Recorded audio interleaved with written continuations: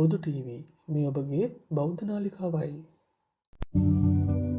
සමන්තා චක්කවාලේසු අත්‍රා ගච්ඡන්තු දේවතා සද්ධම්මං මුනි රාජස්ස සුනන්තු සග්ග මොක්ඛදං ධම්ම ශ්‍රවණ කාලෝ අයං භදංතා ධම්ම ශ්‍රවණ කාලෝ අයං භදංතා ධම්ම ශ්‍රවණ කාලෝ අයං භදංතා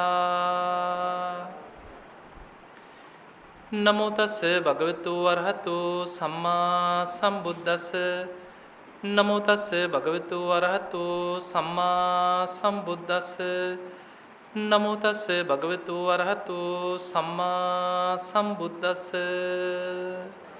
සාදු කියන කවුරුත් අති ගෞරවනීය විහාරාධිපති නායක හාමුදුරන් වහන්සේ ඇතුළු විහාරස්ථානයේ වැඩ සිටින පූජනීය වන්දනීය මහා සංඝරත්නයන් අවසරයි වාසනාවන්ත පින්වතුනි ඔබ හැමදෙනාම ඔබේ පන්සලට ඔබේ විහාරස්ථානයට මේ පුණ්‍ය භූමියට එකතුනේ ඔබේ ජීවිතයට වැදගත් ධර්ම කාරණා ටිකක් ශ්‍රවණය කරන්න. බණ ඇසීම අපිට නිවන් දොරටුවක් වෙනවා. ඒ නිසා මුලින්ම අදිෂ්ඨානයක් ඇති කරගන්න මේ උතුම් ධර්ම ශ්‍රවණයත් අපි හැම දිනාටම නිවන් දොරටුවක් බවට පත් වේවා කියන අදිෂ්ඨානය. අද ධර්ම දේශනාවේ මාතෘකාවක් හැටියට සඳහන් කරලා තියෙන්නේ මම්මුලා නොවන්නට අපි තුල ඇති කරගත යුතු යෝනිසෝ මනසිකාරය ගැන. යෝනිසෝ මනසිකාරය ධර්මයට අනුකූලව නුවණින් විමසීමේ දක්ෂතාවය. ඒකට අපි කියනවා යෝනිසෝ මනසිකාරය. කෙලෙස් ප්‍රහාණය වෙන විදිහට කල්පනා කිරීමේ දක්ෂතාවය. උපන්නා වූ අකුසල් යටපත් වෙන විදිහට නෝපන් අකුසල් නෝපදවන විදිහට අපේ කල්පනාව මෙහෙව ගන්න පුළුවන් නම් ඊළඟට උපන් කුසල් වැඩි වෙන විදිහටත් නෝපන් කුසල් උපදින විදිහටත් අපිට අපේ කල්පනාව යොදව ගන්න පුළුවන් නම් ඒක බුදුරජාණන් වහන්සේ පෙන්වුවේ යෝනිසෝ මනසිකාරය. බුදුරජාණන් වහන්සේ මේ ධර්මය අවබෝධ කරගන්න තියෙන ක්‍රම කීපයක්ම පෙන්වුවා. අපි බොහෝ වෙලාවට අහන්නේ මේක භාවනාවෙන් විතරයි. මේ භාවනාවෙන්මයි නිවන් දකින්න තියෙන්නේ. අපි බොහෝ වෙලාවට හිතන්නේ එහෙමනේ. භාවනාවත් නිවන් දොරටුවක්. තවත් නිවන් දොරටු කීපයක් බුදුරජාණන් වහන්සේ පෙන්නනවා. ධර්මාවබෝධයේ පිණිස යෝනිසෝ මනසිකාරී යෙදෙමින් නිවන් දොරටු කීපයක්ම අපිට ධර්මාවබෝධයට සකස් කරගන්න පුළුවන්. එකක් තමයි දැන් මේ ඔබ බණ අහන්නේ. බණ ඇසීම නිවන් දොරටුවක් වෙනවා. හැබැයි බණ ඇසීම නිවන් දොරටුවක් වෙන්න නම් බණ අහන කෙනෙක් තුල තියෙන්න ඕන කියන කාරණා පහක්. පළවෙනි එක තමයි අප්‍රමාණ ආසාවකින් බණ අහන්න ඕනේ. ඒකට අපි ධර්මයේ කියන සුසුසති. සෝතං ඕදහති හොඳ අවධානයෙන් කන් යොමු කරගෙන බණ අහන්න ඕනේ. ඊළඟට අත්තං ගන්හාති අර්ථ ග්‍රහණය කරගන්න ඕන. අනත්තං රිංචති අනවශ්‍ය දේවල් බනහනකොට හිතෙන් බැහැර කරන්න ඕන. මම මේ ධර්මයේ තේරුම් ගන්නවා කියන අදිෂ්ඨානෙන් බනහන්න ඕනේ. අඤ්ඤා චිත්තං උපට්ඨපේති. අවබෝධ කරගන්න අදිෂ්ඨානෙ පිහිටවාගෙන බනහන්න ඕන. අනුලෝමිකාය කන්තියා සමන්නාගතෝ හොති කියන ධර්මාවබෝධයට අවශ්‍ය වෙන ආකාරයට නුවණින් විමසමින් යෝනිසෝ මනසිකාරයක් තුල බනහන්න. එතකොට බනහද්දිත් අපිට යෝනිසෝ මනසිකාරය අවශ්‍යද නැද්ද? අවශ්‍යයි. එතකොට තමයි ධර්මයේ වැටහෙන්නේ. ඔබ දන්නවා මේ බුද්ධ ශාසනය තුල සසර නුවණ වඩපු යෝනිසෝ මනසිකාරය කියන එක සංසාරිකව වැඩෙනවා. ඒක තමයි අපි කියන්නේ ප්‍රඥා පාරමිතාව කියලා. ප්‍රඥාව වඩන්න තියෙන මාර්ගය තමයි ධර්මය අහලා යෝනිසෝ මනසිකාරයේදී. ඔබ බලන්න බුදුරජාණන් වහන්සේගෙන් ආලව කහනවා කතංසු ලබතේ පඤ්ඤං ප්‍රඥාව ලැබෙන්නේ කොහොමද ඇහුවා. බුදුරජාණන් වහන්සේ වදාලා සද්ධානෝ අරහතන් ධම්මං නිබ්බානප්පත්තිය. නිවන කරා යන බුදුපසේ බුදු මහරහතන් වහන්සේලාගේ ධර්මය සද්ධාවෙන් අහන්න කියෝ. සුස්සුසා ලබතේ පඤ්ඤා අප්පමත්තෝ විචක්කනෝ. ඒ ඇසූ ධර්මයේ ප්‍රඥාව ලැබෙන තෙක් අප්පමත්තෝ විචක්කනෝ අප්‍රමාදීව නුවණින් හිතන්න. ඒ කියන්නේ යෝනිසෝ මනසිකාරයේදී ඒ ධර්මයේ නුවණින් විමසමින් ධර්මයට අනුව විමසමින් බලන්න කියනවා. අන්න ප්‍රඥාව ලබන මඟ. එහෙමනම් අපිට බණ ඇසීම නිවන් දොරටුවක් කරගන්න නම් ඔබ බණ අහද්දී ඒ ධර්ම කාරණා නුවණින් විමස තමා තුලින් ගලප බලන්න ඕනේ. මොකද මේ ධර්මයේ ඕපනයිකයි. ඕපනයිකයි කියන්නේ තමා තුලින් බලන්න තියෙන. තමා තුලට පමුණවාගෙන විමස බලන්න ඕන. මේ ඇස අනිත්‍යයි කියලා ඇහෙනකොට අනුන්ගේ ඇස් දිහා නෙමෙයි බලන්නේ. තමන්ගේ ඇස දිහා. නාම රූප නිසා හටගත් ඇසක්. අන්න විමස ධර්මයට අනුව බලනවා තමා තුලින්. අන්නේ විදිහට අපිට හොඳ අවධානයෙන් කන් යොමු කරගෙන ඒ ධර්ම කාරණා නුවණින් විමසමින් බණහන්න පුළුවන් නම් බණ ඇසීම නිවන් දොරටුවක් වෙනවා. ඊළඟට බුදුරජාණන් වහන්සේ වදාලා ධර්ම දේශනයත් නිවන් දොරටුවක්. දැන් මේ බණ කියන එකත් නිවන් දොරටුවක්. ඔබ බලන්න මේ බුද්ධ ශාසනය තුල දැන් ලංකාවේ ඔබ අහලා ඇති ඉස්සර වැඩ ඉඳලා තියෙනවා මලියදේව කියලා මහරහතන් වහන්සේ නම. බොහොම ප්‍රසිද්ධයි ඉස්සර මේ ලංකාවේ වැඩ හිටිය කෙනෙක්. උන්වහන්සේ උපන් ගම කෑගල්ල කියනවා. රහත් වෙලා පැවිදි වෙලා රහත් වෙලා තියෙන වට්ටාරම. උන්වහන්සේ ලංකාවේ බොහෝ තැන්වල වැඩ ඉඳලා දහම් දෙසලා තියෙනවා. මේ මලියදේව ස්වාමීන් වහන්සේ රහත් වෙන්නේ පොයේ දවසක රාත්‍රී පිරිසකට දහම් දෙසනකොට. බණ කියාගෙන යද්දී ධර්මාසනයේදීම හිත එකඟ වුණා. ධර්ම දේශනා කරගෙන යද්දී ධර්මාසනයේදීමයි හිත කෙලෙසුන්ගෙන් මිදිලා බණ කියද්දිම රහත් වුණා. එතකොට මලියදේව මහරහතන් වහන්සේ කියන්නේ බණ කියද්දී රහත් වෙච්ච මහරහතන් වහන්සේ නම. දැන් හිතන්න ධර්මයේ දේශනා කරද්දී අපි නුවණින් ධර්මයේ ගලපනවා විමසනවා. මානසිකාරයේ දෙනවා. ධර්ම මානසිකාරයක් තුල තමයි ධර්මයේ දේශනා කරන්නේ. නැතු නිකන් ඉබේ කිය වෙනව නෙමෙයි. එහෙම හොඳ අවධානයෙන් ඒ ධර්මයේ මෙනෙහි කර ධර්මයේ ගලපමින් දහම් දෙසනකොට දේශකයන් වහන්සේටත් ධර්ම දේශනාව නිවන් දොරටුවක් වෙනවා.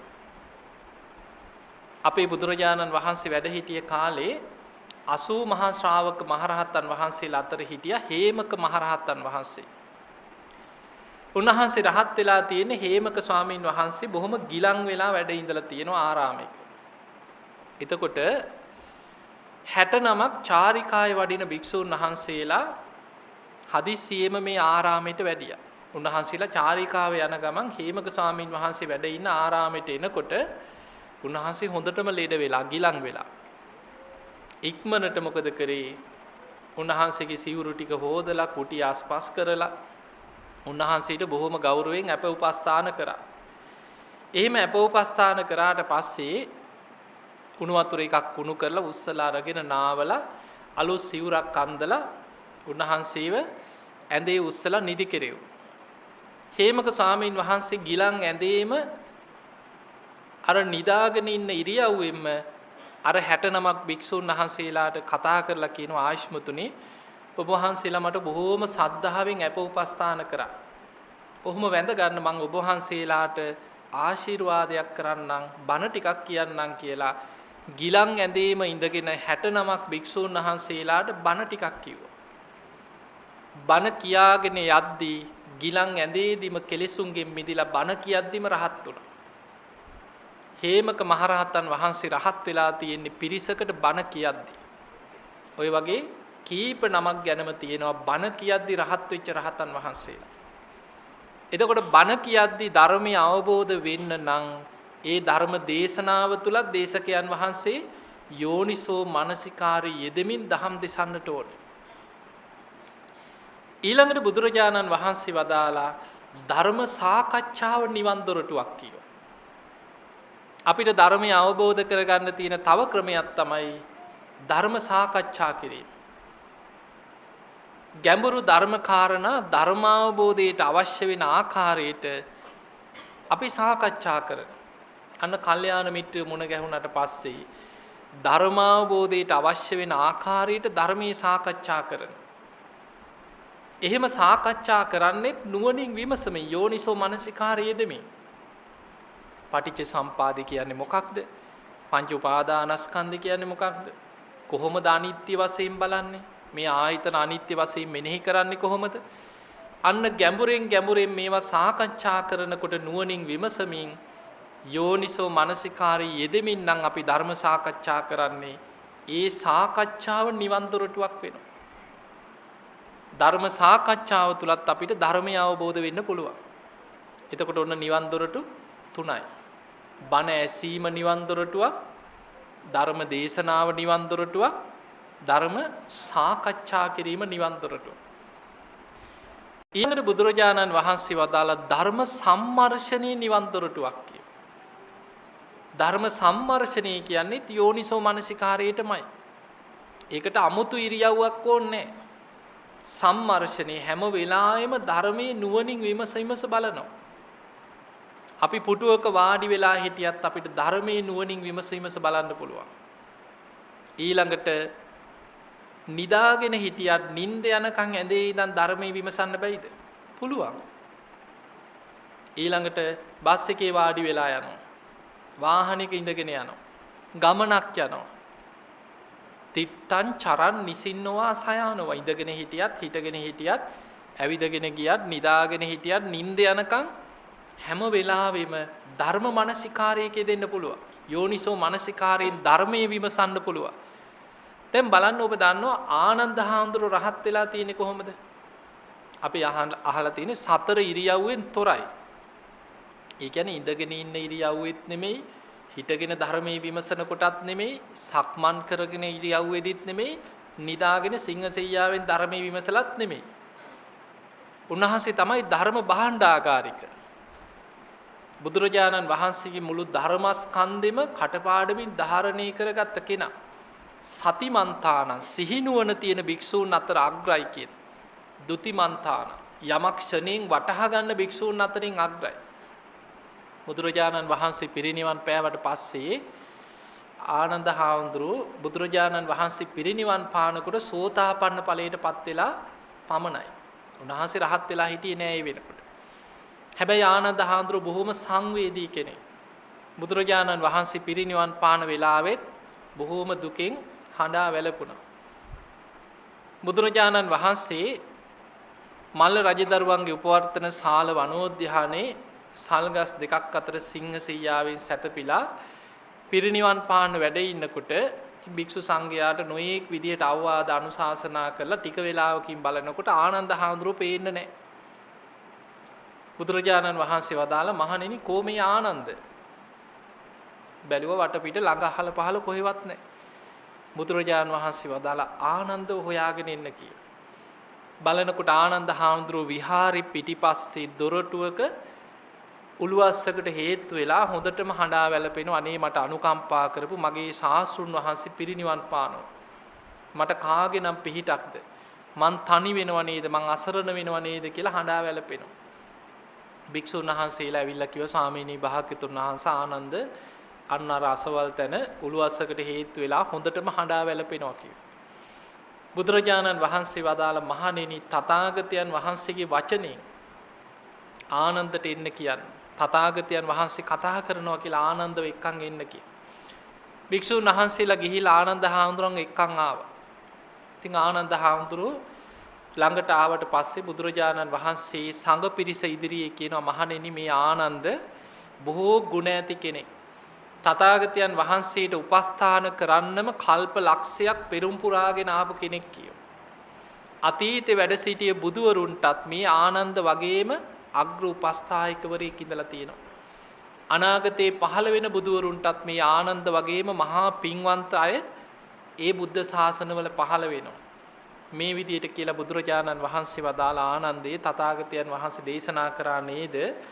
සබ්බේහි මේ පියේහි මනාපේහි නානා බහු විනා බහු. මේ ලෝකේ සියලු ප්‍රියමනාප දේවල් අනිත්‍යයි, වෙනස් වෙනවා. ආනන්ද ඔබ ධර්මයේ සිහි කරගන්න. ඔබ හිත හදාගන්න. ආනන්ද ඔබ තව නොබෝ කාලෙකින් සියලු කෙලෙසුන්ගෙන් මිදිලා උතුම් අරහත්ත්වයට පත් වෙනවාමයි කියලා බුදුරජාණන් වහන්සේ පිරිනිවන් මංචකයේදීම ආනන්ද හාමුදුරන්ට දේශනා කරා. බුදුරජාණන් වහන්සේ පිරිනිවන් පෑවට පස්සේ ආනන්ද හාමුදුරුවෝ ශ්‍රී දේහය ආදාහනය කළා. ධාතුන් වහන්සේලාත් බෙදලා කටයුතු ඉවර වුණාට පස්සේ ජේතවනයේ ගන්ධ කුටියට වෙලා දොර වහගෙන දවසම හඬා වැළපෙනවා. කියන දානේ වළඳනවා, ඇවිල්ලා හඬා වැළපෙන. අනේ බුදුරජාණන් වහන්සේ මට මේ වෙලාවේ ආනන්ද පැන් ගේන්න කියලා කතා කරපු වෙලාව. බුදුරජාණන් වහන්සේගේ බුදුමුවින් වැඩිපුරම කියවෙච්ච වචනේ තමයි ආනන්ද කියන වචනේ. ඉතින් ආනන්ද හාමුදුරුවෝ සිහි කර කර හඬා වැළපෙනවා. දැන් පළවෙනි ධර්ම සංගායනාවට රජගහනුවර සප්තපරණී ගුහාව ඉදිරිපිට සියලු කටයුතු සූදානම් වෙලා ඉවර වෙගෙන යනවා. ආනන්ද හාමුදුරන්ට ගානක්වත් නැහැ. ආනන්ද හාමුදුරුවෝ දුක් වෙවි ඉන්නවා.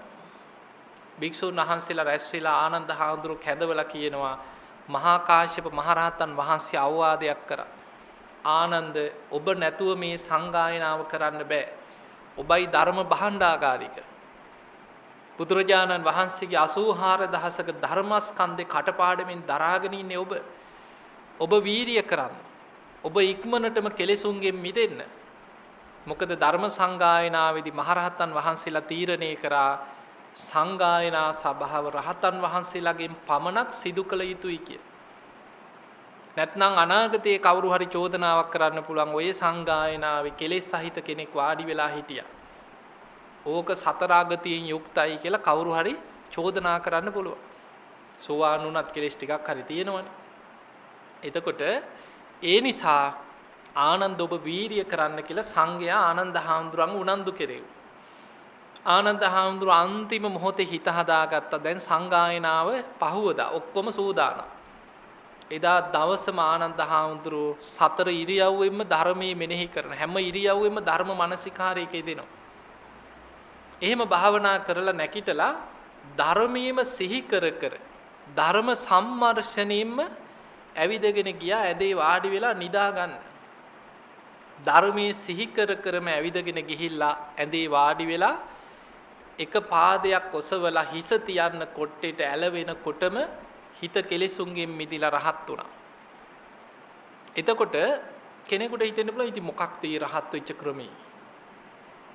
නිකන් ඇලවෙනකොටම හිස කොට්ටෙන් තියන්නත් කලින් එක පාදයක් ඔසවලා. එතකොට සතර ඉරියව්වෙන් තොර නිදාගෙනත් නැහැ, වාඩි වෙලා නිදා ගන්න ඇලවෙනකොටමයි රහත් උනේ.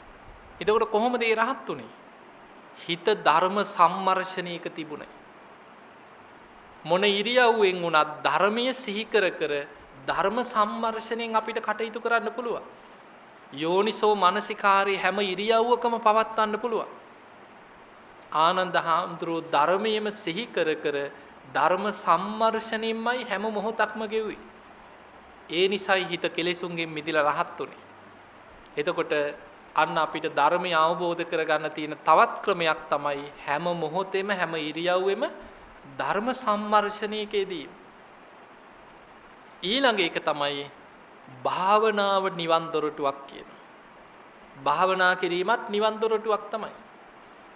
එතකොට භාවනාවේදී අපි කරන්නේත් මොකක්ද? යෝනිසෝ මනසිකාරයම තමයි. බුදුරජාණන් වහන්සේ වදාළ ධර්මයට අනුව අපි නුවණින් විමස තමා තුළින් ධර්මයේ ගලප විමස බලනවා. යෝනිසෝ මනසිකාරයකේ දෙනවා.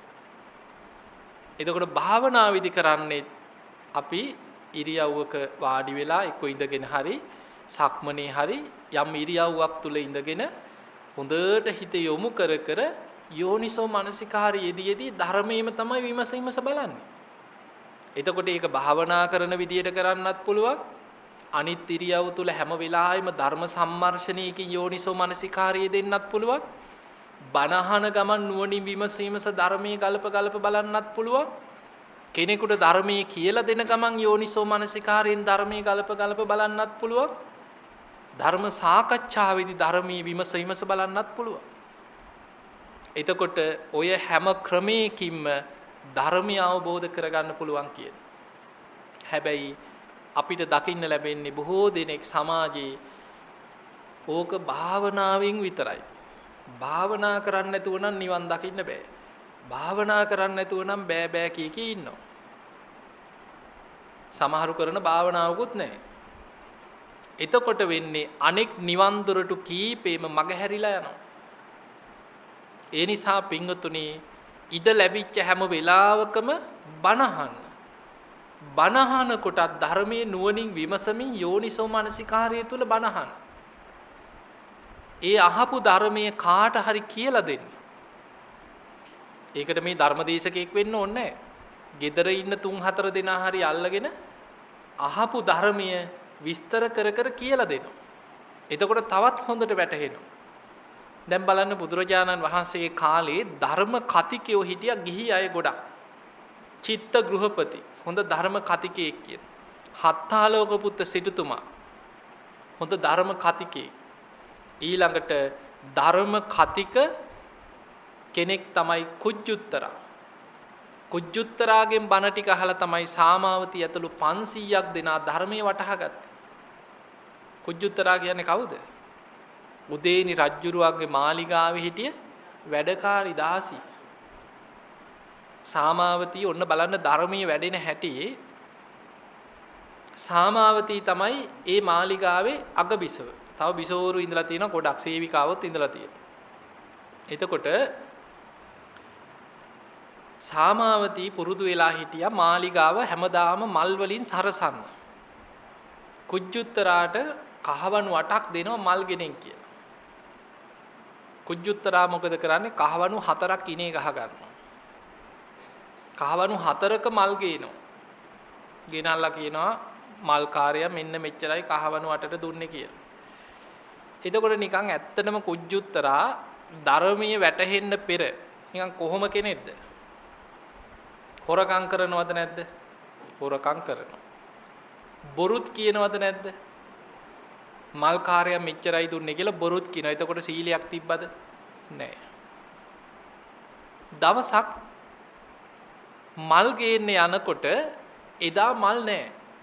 සුමන මල් කාර්යයාගේ නිවසට එදා බුදුරජාණන් වහන්සේ ඇතුළු සංඝයා දානයකට වඩිනවා. මල් කාර්යය මල් විකුණන්න ගෙනල්ලා නැහැ. දැන් මල් කොහොම හරි හොයන්න ඉපැ. එහෙම ගියා නිවසට. යනකොට බුදුරජාණන් වහන්සේ ඇතුළු සංඝයා දානේ වළඳලා අවසන් වෙලා බුක්තානුමෝදනා ධර්ම දේශනාව කරන්න සූදානම් වෙන වෙලාව. කුජ්ජුත්තරත් ගිහිල්ලා අර පිරිස අතර කෙළවරේ වාඩි වෙලා හිටියා. ඉවර වෙලා මල් ටික ඉල්ලගෙන යන්නම් කියලා. බුදුරජාණන් වහන්සේ දහම් දෙසන්න පෙර බැලුවා කවුද අද මේ පිරිස අතරින් ධර්මාවබෝධය ලබන පින්වන්තම කෙනා? බුදු ඇසට අරමුණු උනේ අච්චර පිරිසක් බණ ඇහුවත් කුජ්ජුත්තරා. පෙර පින් තියෙන කෙනා.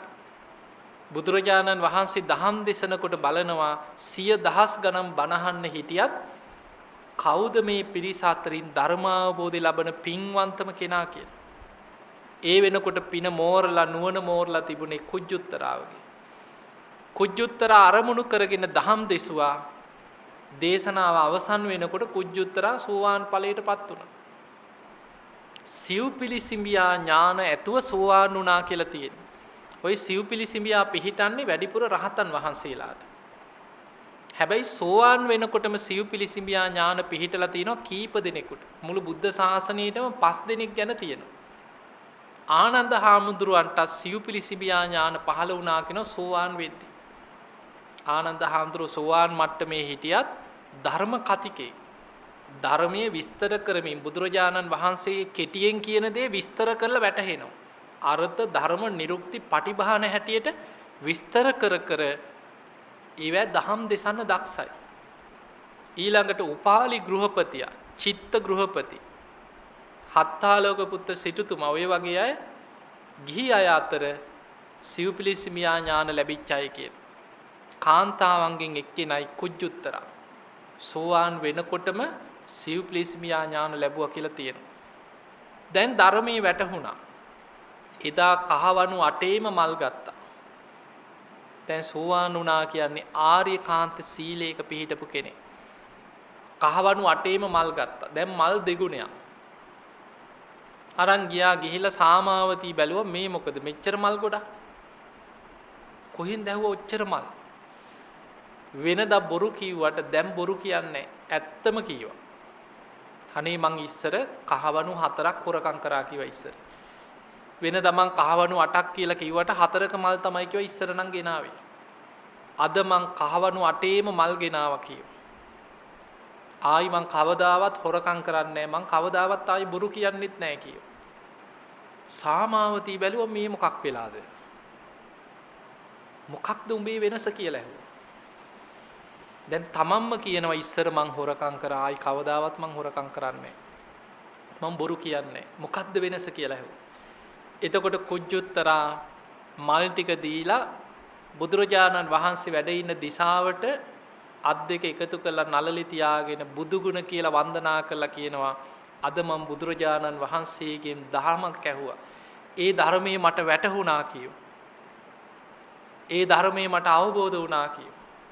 එතකොට සාමාවතී කිව්වනේ ඒ බණ ටික අපිටත් කියලා දීපන් කියෝ.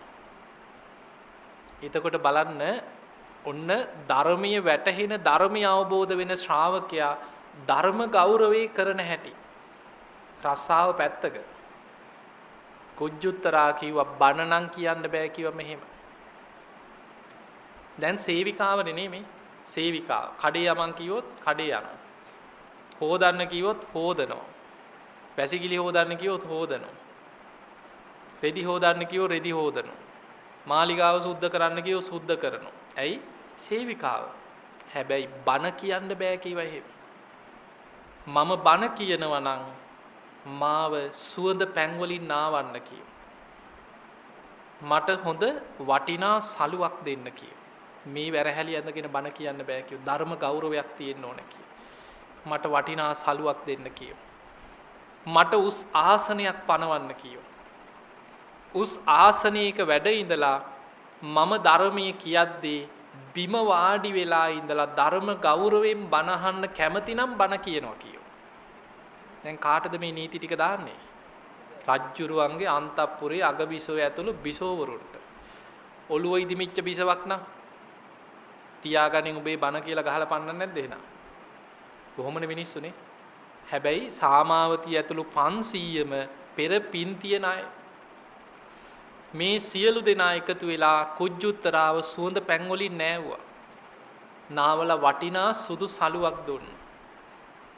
බොහොම ගෞරවයෙන් උස් ආසනයක් පනවලා මේ 500 දෙනාම බිම වාඩි වෙලා කිව් අනේ අපිට ධර්මී කියන්න කියව.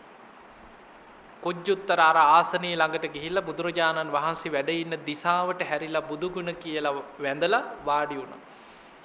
අර අහපු බණ ටික බොහොම ලස්සනට විස්තර කර කර දහම් දෙසුවා.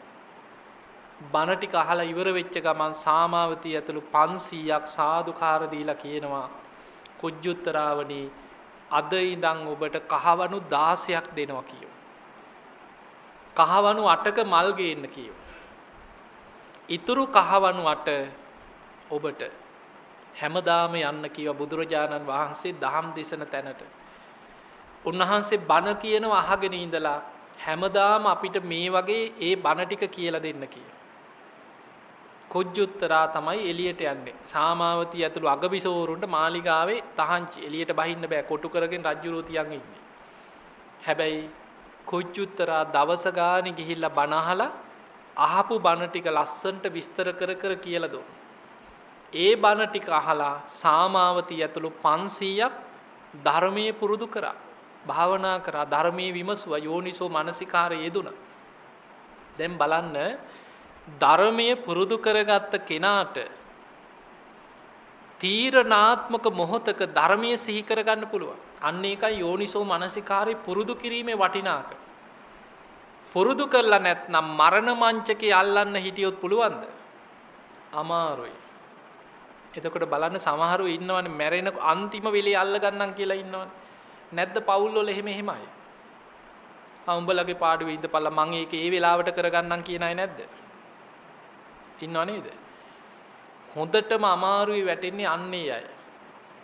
යෝනිසෝ මනසිකාරී කියන එක කාලයක් පුරුදු කරන්න ඕන දෙයක්. එතකොට තමයි හිත යෝනිසෝ මනසිකාරී පිහිටන්. ඉන්නකම් අයෝනිසෝ මනසිකාරයේම ඉදිලා කෙලෙස් ඇතිවන විදිහටම කෙලෙස් උපද්දවම ඉඳලා මැරෙන්න වැටෙනකොට අන්තිම හිතට යෝනිසෝ මනසිකාරය අල්ලන්න පුළුවන්ද? අමාරුයි. දැන් බලන්න පුරුදු කරගත්ත කෙනාගේ වටිනාකම. දැන් ඔබ හිතන්න මිනිස්සු මැරෙනවනේ. ඔය මැරෙන ක්‍රම අතර වේදනා සහගත මරණයක් තමයි ගින්නෙන් පිච්චිලා මැරෙන එක. ඇඟිල්ලක් හරි පිච්චිලා ඇතිනේ කවදා හරිනේ. උණු වතුර ටිකක් හරි හැලුණා නම් අතකට කකුලකට. ඔබ දන්නවා ගින්නෙන් පිච්චෙන වේදනාව කොහොමද කියලා. මුළු ඇඟම ගිනි ගන්නකොට ධර්මයේ පුරුදු කරපු නැති කෙනෙක් නම් හූ තියනවා කෑ ගහනවා ගිනි තියාගත්ත අය බලන්නකෝ. භාවනා කරනවද පිච්චෙනකම්? නෑ, ගිනි තියාගත්තත් දුවනවා කෑ ගහනවා කෑ ගහ දුවනවා. ඒ වේදනාව දරා ගන්න අමාරුයි. හැබැයි සාමාවතී ඇතුළු 500ක් මැරුණේ කොහොමද? මාගන්දියා ගිනි තියලා. අර ගොඩනැගිල්ලටම ගිනි තිබ්බා. උදේනි රජ්ජුරුවෝ කැරැල්ලක් සංසිඳවන්න යන වෙලාව බලලා කණුවල රිදි පාංකඩ ඔතලා ගිනි ගන්න තෙල් වක් කරලා ගිනි තිබ්බා ගොඩනැගිල්ලට. එහෙම ගිනි ගන්නකොට දැන් පැන ගන්න අතක් නැහැ, දොරවල් ඔක්කොම වහලා ඒවා හිර කරලා දොර ජනෙල් වෙන කෙනෙක් නම් කෑ ගහයි හූතියයි බේරගනියෝ කියයි ජනෙල් වලින් පනින්න හදයි. මැරුණක් කමක් නැහැ කියලා එක්ක උඩින් පනි. සාමාවතී කියනවා නැගනිවරුනි අපිට දැන් බේරෙන්න අතක් නැහැ කියෝ. අපිට තියෙන්නේ බුදුරජාණන් වහන්සේ වදාළ ධර්මයේ විතරයි කියව පිහිටට. අපිට වටිනා දෙයක් තියෙනවා. ඒ නිසා කවුරුවත් හිත විසිරෙන්න දෙන්න එපා කියෝ. සතිපට්ඨානෙ සිහිය පිහිටව ගන්න, මෛත්‍රියෙන් හිත රැක ගන්න කියෝ. හිතට ද්වේෂයක් වෛරයක් ඇති වුණොත් අපිම පරදිනවා කියෝ. ඒ වෙලාවේ දැන් බලන්න මේ ස්වභාවික ගින්නක් නෙමෙයි මාගන්දියා ගිනි තියලා. එහෙම වෙලාවක හිත යෝනිසෝ මනසිකාරයකට ගන්න කොච්චර අමාරුද? වෛරයටමනේ යන්නේ. තරහ කේන්තියම නෙන්නේ. හැබැයි ඒ වෙලේ හිත රැක ගන්න කිව්වා. 500ම දැන් කුජුතරා නැති වෙලාවක් මාලිගාවෙන් එළියට ගිය වෙලාවේ තමයි ගිනි තිබ්බේ. දැන් සාමාවතීගේ අවවාද අහලා 500ම වාඩි වුණා. 500ම ගිනි ගන්න ගොඩනැගිල්ල ඇතුලේ වාඩි වෙලා ධර්මයේ නුවණින් විමසුව යෝනිසෝ මනසිකාරය යෙදුණා. අර අහපු ධර්මයේ විමස බැලුවා. සාමාවතී කියනවා ගින්නෙන් පිච්චෙනකොට විශාල වේදනාවක් දැනේ. හැබැයි මේ වේදනාවත් අනිත්‍යයි කියලා වේදනානුපස්සනාව වඩන්න කි. ඔබ අහලා ඇති සතර සතිපට්ඨානෙ තියෙනවා කායානුපස්සනා, වේදනානුපස්සනා, චිත්තානුපස්සනා, ධම්මානුපස්සනා. වේදනානුපස්සනාව ස්පර්ශේ ප්‍රත්‍යයෙන් තමයි විඳීම උපදින්නේ. ආයතන හයේම මේ ඇස කන නාසය දිව කය මනස කියන කොහේ විඳින් ඇති වුණත් ස්පර්ශේ ප්‍රත්‍යයෙන් ඇති වෙන්නේ. ඒක අනිත්‍යයි. ඒ නිසා අනිත්‍ය වශයෙන් බලන්න කියෝ. 500ම ගින්නෙන් පිච්චෙද්දී භාවනා කරා වේදනානුපස්සනාව වැඩුවා. 500 දෙනාම ගොඩනැගිල්ලෙම කර වෙලා පිච්චිලා මැරිලා ගියා. බුදුරජාණන් වහන්සේ දේශනා කරනවා මහණෙනි සාමාවතී ඇතුළු 500ක් අනාගාමී ඵලයට පත් වෙලා සුද්ධාවාස බඹලව පහළ වුණා කිය. එතකොට බලන්න ගින්නෙන් පිච්චිලා මැරෙනකොට ධර්මයේ සිහි කරලා අනාගාමී වෙන්න පුළුවන් නම් එතකොට අපිට පේනවා ධර්මයේ පුරුදු කරගත්ත කෙනෙකුට ඕනෑම වේදනා සහගත මොහොතක යෝනිසෝ මනසිකාරයට හිත ගන්න පුළුවන්ද බැයිද? පුළුවන්. හැබැයි ඒක මැරෙන්න වැටෙනකන් හිටියොත් කරගන්න බෑ. ඒ නිසා ධර්මයේ නුවණින් විමසනවා කියන එක පුරුද්දක් කරගන්න. මරණ මංචකේ යෝනිසෝ මනසිකාරයක් තුල ධර්මයේ හිත පිහිටවනවා කියන්නේ ලේසි සෙල්ලමක් නෙමෙයි. ඔබ හොඳට හිතන්න මිනිස්සු මැරෙන ක්‍රම එක එක හිතාගෙන යන. නිකන් අද ওই රූපාහිනියක් බැලුවත්, පත්තරයක් බැලුවත් එකින් එක බලාගෙන යන මිනිස්සු මැරෙන හැටි. ගම් වතුරේ නායාම් වලින් මැරිලා යනවා. නාය ගියා කියලා හිතන්න කන්දත් එක්ක, පස් එක්ක, ගල් එක්ක, ගෙවල් එක්කම කඳු නාය යනවා මිනිස්සු එක්ක. අර පස් ඇතුලේ හිර වෙලා ඇඹරිලා කන්දත් එක්ක ඇදිලා ගිහිල්ලා අතපය කැඩිලා පොළොව ඇතුලේ හිර වෙලා පණ යනකොට ධර්මයේ සිහි කරන්න ලේසිද අමාරුද?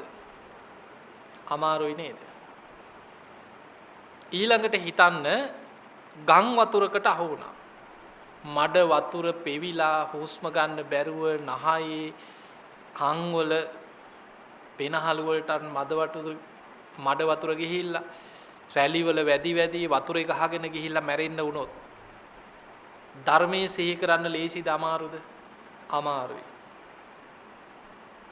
ඊළඟට හිතන්න ගුටි කාලා මැරෙනවා. එහෙම මැරෙනව නේද මිනිස්සු? නැද්ද? කොච්චර ගුටි කාලා මැරෙනවද? පිහියනුම් කනවා, පොළු පාරවල් කනවා, ගුටි කාලා මැරෙන්න වුණොත් ධර්මයේ සිහි කරන්න ලේසිද අමාරුද? අමාරුයි. සුනාමිය ඇවිල්ලා 30-40000ක් මැරුණා. මුහුදු වතුර පෙවිලා මුහුදු රැලිවල වැඩි ඇදිලා ගිහිල්ලා පණ යනකොට ධර්මයේ සිහි කරන්න ලේසිද අමාරුද? අමාරුයි. ඔබ දන්න ක්‍රම හිතාගෙන යන්නකෝ දැන්. තරගයට දැන් කෝච්චියට බෙල්ල තියෙනවා, බෙල්ල වැල දා ගන්නවා. බෙල්ල හිර වෙනවා. ධර්මයේ සිහි කරන්න ලේසිද අමාරුද? අමාරුයි. එකින් එක හිතාගෙන යන අලියා ගැහුවා කියයි, සර්පයා ගැහුවා කියයි, ගහින් වැටුණා කියයි. ධර්මයේ සිහි කරන්න මරණ මංචකේ ලේසිද අමාරුද කියලා බලන්න. අමාරුයි.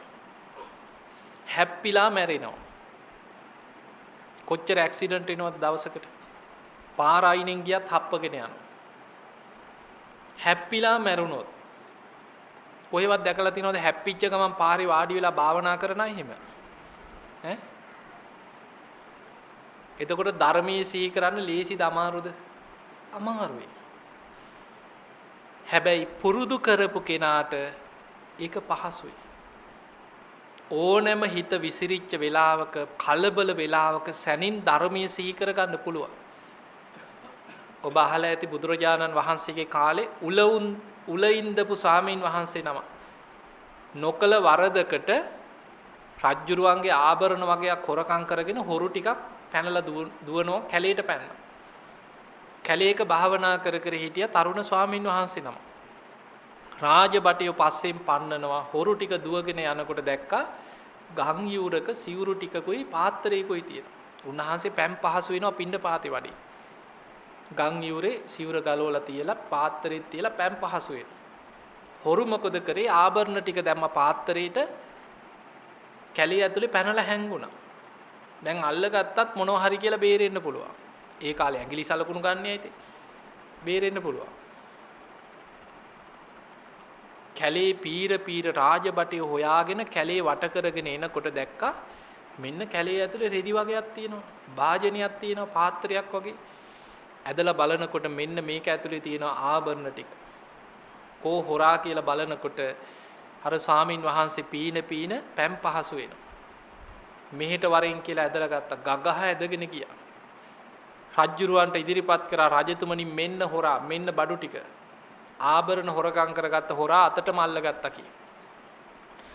රජ්ජුරුවෝ කේන්තියෙන් හිටියේ උලතියාපන් කීවා. දැන් රතු මල් මාලාවක් දාලා කස පහර දිදී නගරේ බෙර ගගහ ඇදගෙන යනවා උලතියන්. මෙහෙම ඇදගෙන ගගහ ඇදගෙන ගිහිල්ලා උල උඩ ඉඳෙව. දැන් හිතන්න උලක් ඇඟ පසාරු කරගෙන ඇඟ ඇතුළට බහිනකොට ධර්මයේ සිහි කරන්න යෝනිසෝ මනසිකාරය යෙදෙන්න පුළුවන් තැනක්ද? අපහසු තැනක්ද? අපහසුයි. හැබැයි උන්වහන්සේ ධර්මයේ කාලයක් පුරුදු කරගත්ත කෙනා.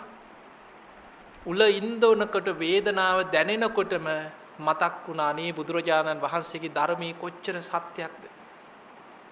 ඉපදීම දුකයි කියලා නේද දේශනා කරේ. ඉපදිච්ච නිසා නේද මම මේ දුක් විඳින්නේ. කොච්චර සංසාරේ මං නොකල වැරදි වලට මේ වගේ උල් පාරවල් කාලා, උල ඉන්දවල බෙලි කැපුම් කාලා වේදනාව විඳලා මැරිලා ඇද්ද? බුදුරජාණන් වහන්සේගේ බුදුවැසට අරමුණු වුණා තමන් වහන්සේගේ ශ්‍රාවක දරුවෙක්. නොකල වරදක්, හැබැයි පෙර සසර අකුසලයක්. ඒ ජීවිතේ නිවැරදි කාර්යය වෙන්න පුළුවන්. හැබැයි සංසාරේ කරපු කර්ම විපාකයක්. ඇඟ පසාරු කරගෙන උලක් බහිනවා ධර්මීය සිහි කරන්න යෝනිසෝ මනසිකාරය දෙනවා. බුදුරජාණන් වහන්සේ දැක්ක නිවන් දකින්න පින තියෙනවා තාම. උන්වහන්සේ දික්කල අතක් හකුලනවා වගේ හකුලපු අතක් දිගහරිනවා වගේ සැනින් අර ස්වාමීන් වහන්සේට පමණක් පේන විදිහට එතන පෙනී හිටියා. පෙනී ඉඳලා ඇහුවා භික්ෂුව දැන් ඔබ හොඳට විමසලා මට මේවට උත්තර දෙන්න කියලා. මේ රූපය නිට්ටයද අනිත්‍යද කියලා ඇහුවා. අනිච්ඡම් බන්ති අනිත්‍යයි ස්වාමීනි. අන්න යෝනිසෝ මනසිකාරේ නුවණින් විමසලා උත්තර දෙනවා. අනිච්ඡම් බන්ති අනිත්‍යයි ස්වාමීනි. එහෙමනම් අනිත්‍ය වූ රූපයක් නිසා ඔබට ඇති වෙන්නේ සැපක්ද දුකක්ද? හොඳට විමසලා උත්තර දෙන්න කි. දුක්ඛම් බන්ති දුකයි ස්වාමීනි කිය. එහෙමනම් මේ රූපය මම මගේ ආත්මයයි කියලා මට ඕන විදියට පවත්වන්න පුළුවන්ද? නොහේතම් බන්ති නැහැ ස්වාමීනි මේක අනාත්මයි කිය. බුදුරජාණන් වහන්සේ වදාළා එහෙමනම් ඔබ මේ සතර මහා ධාතුන්ගෙන් හටගත්තු රූපය අනිත්‍යයි දුකයි අනාත්මයි කියලා මෙනෙහි කරන්න කි. භික්ෂුව මේ වේදනාව නිට්ටයද අනිත්‍යද ඇහුවා. වේදනාව දැන් හොඳටම දැනෙන වෙලාවක්. අනිච්ඡම් බන්ති අනිත්‍යයි ස්වාමීනි. ස්පර්ශයෙන්මයි කිය විඳීම උපදින. එහෙමනම් අනිත්‍ය වූ විඳීමක් නිසා ඔබට ඇති වෙන්නේ සැපක්ද දුකක්ද? දුක්ඛම් බන්ති දුකයි ස්වාමීනි කිය. එහෙමනම් මේ වේදනාව මම මගේ ආත්මයයි කියලා පිළිගන්න පුළුවන්ද ඇහුවා. නොහේතම් බන්ති නැහැ ස්වාමීනි මේක අනාත්මයි කිය. බුදුරජාණන් වහන්සේ වදාළා එහෙමනම් වේදනාවත් අනිත්‍යයි දුකයි අනාත්මයි කියලාම සිහි කරන්න. ඊළඟට අහනවා සංඥාව නිට්ටයද අනිත්‍යද? සංස්කාර විඥාන. රූප වේදනා සංඥා සංඛාර විඥාන කියන පංච උපාදානස්කන්ධය ගැනම ওই වගේ ප්‍රශ්න කර ගිහිල්ලා බුදුරජාණන් වහන්සේ වදාලා ඔබ මෙහෙම හිතන්න කීවා අතීත අනාගත වර්තමාන තමාගෙන් බාහිර ගොරෝසු සියුම් දුර ළඟ හීන ප්‍රනීත මේ මොන ස්වභාවයෙන් පැවතුනත් රූප වේදනා සංඥා සංඛාර විඥාන අනිත්‍යයි. මේක දුකක්. මේක මම මගේ ආත්මයයි කියලා මට ඕන විදිහට පවත්වන්න බෑ. ඔබ නුවණින් විමස ඔය විදිහට බලන්න කියලා ධර්මයේ සිහි කෙරෙව්වා. බුදුරජාණන් වහන්සේ නොපෙනී ගියා. උල උඩම වේදනාව යටපත් කරගෙන උල ඇඟ පසාරු කරගෙන ඇඟට බහිනකොටම අනිත්‍ය මෙනෙහි කරා යෝනිසෝ මනසිකාරය යෙදුනා. උල උඩම රහත් වුණා. උල උඩම පිරිනිවන් පෑවා. එතකොට බලන්න මේ බුද්ධ ශාසනයේ රහත් වෙච්ච එක මහරහතන් වහන්සේ නමක්. හැබැයි උන්වහන්සේට රහත් වෙලා සිවුරක් දරාගෙනවත් බොහෝ වෙලාවක් රහතන් වහන්සේ නමක් හැටියට වැඩ ඉන්න ලැබුණත් නෑ. උල උඩම රහත් වුණා. උල උඩම පිරිනිවන් පෑවා. ඔය වගේ බාහ්‍ය දාරුචීරිය බලන්න මහපාර අයිනෙම දන ගහගෙන ධර්මයේ නුවණින් විමසුවා. සසර කර්මයකට කුලප්පු වෙච්ච එළදෙනක් ඇන්න. මහපාරෙම මැරිලා වැටෙනකොටම හිත කෙලෙසුන්ගෙන් මිදිලා රහත් වුණා. එතකොට අපිට පේනවා මොනතරම් අමාරු වෙලාවක වුණත් ධර්මයේ සිහි කරගන්න පුළුවන් නම් යෝනිසෝ මනසිකාරයේ හිත පවත්වන්න පුළුවන් නම් ධර්මය අවබෝධ කරන්න පුළුවන්. ධර්මයේ වටහා ගන්න පුළුවන්. ඒ නිසා ධර්මයේ නුවණින් විමසන්න.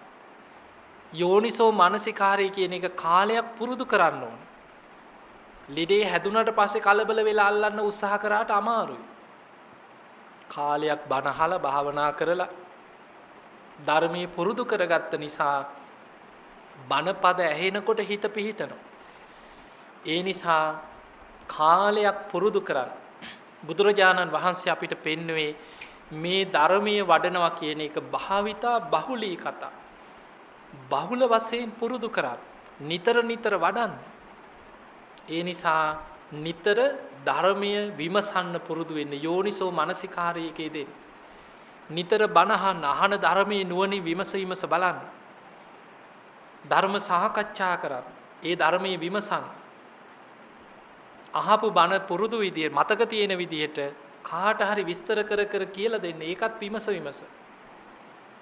විවේකයක් ලැබිච්ච ගමන් භාවනා කරන්න. ඔය ක්‍රම කීපෙම පුරුදු කරනකොට ධර්මාවබෝධයට අවශ්‍ය විදිහට ඔබේ යෝනිසෝ මනසිකාරය වැඩෙනවා. ප්‍රඥාව වැඩෙනවා. ඒ නිසා බුදුරජාණන් වහන්සේ ආලවකට පෙන්වුවේ ධර්මය අවබෝධ වෙන්න නම් සද්ධානෝ අරහතන් ධම්මා. සද්ධාවෙන් බුදු පසේ බුදු මහරහතුන්ගේ ධර්මය අහන්න කිය. ඒ අහපු ධර්මය සුසුසා ලබතේ පඤ්ඤා අප්පමත්තෝ විචක්කනු. ප්‍රඥාව ලැබෙන තෙක් අප්‍රමාදීව නුවණින් විමසමින් යෝනිසෝ මනසිකාරය යෙදිලා තමා තුළින් විමස බලන්න කිය. ඔබ අහලා ඇති ධර්මය අවබෝධ වෙන්න නම් බාහිරින් ලැබෙනවා කරුණු දෙකක්. කල්යාණ මිත්‍ර සේවනයයි සද්ධර්ම ශ්‍රවණයයි.